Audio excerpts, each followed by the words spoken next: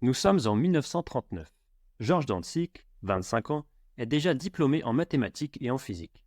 Mais son esprit curieux le pousse à reprendre des études, cette fois-ci en statistique à l'Université de Californie. Malgré un talent indéniable, Georges reste un étudiant comme les autres, avec, disons, quelques petits défauts, comme celui de ne pas arriver toujours à l'heure. Alors qu'il arrive en retard à un cours de Jerzy Neyman, il s'assit rapidement et jette un regard au tableau. Deux problèmes y sont inscrits. Pensant qu'il s'agit d'un devoir à rendre, il les note sans trop se poser de questions. Chez lui, il s'attaque aux deux problèmes.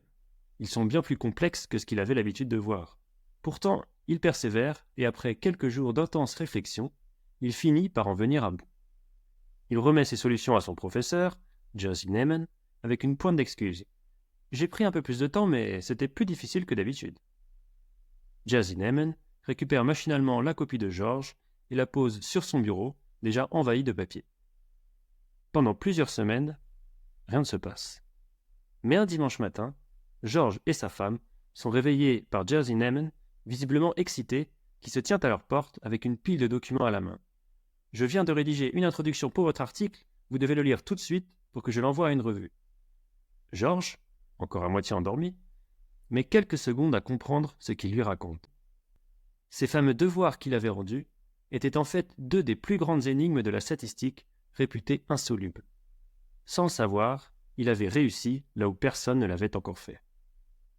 Si l'un des problèmes est rapidement publié avec le soutien de Neyman, le second reste dans l'ombre jusqu'après la Seconde Guerre mondiale. Ce n'est qu'en 1950 que Georges apprend qu'un autre mathématicien, Abraham Wald, s'apprêtait à publier des résultats équivalents dans une revue scientifique.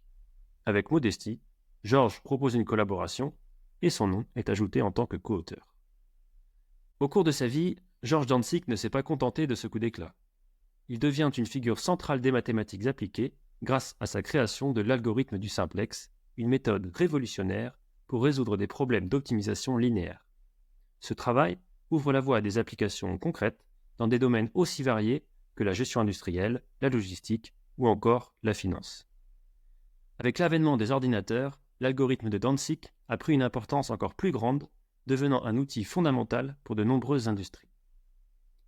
Décédé en 2005, à l'âge de 90 ans, Georges Dantzig laisse un héritage immense.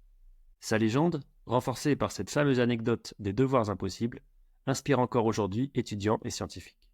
Il incarne l'idée que l'audace, la persévérance et parfois une touche d'ignorance peuvent mener à des exploits que l'on croyait inaccessibles.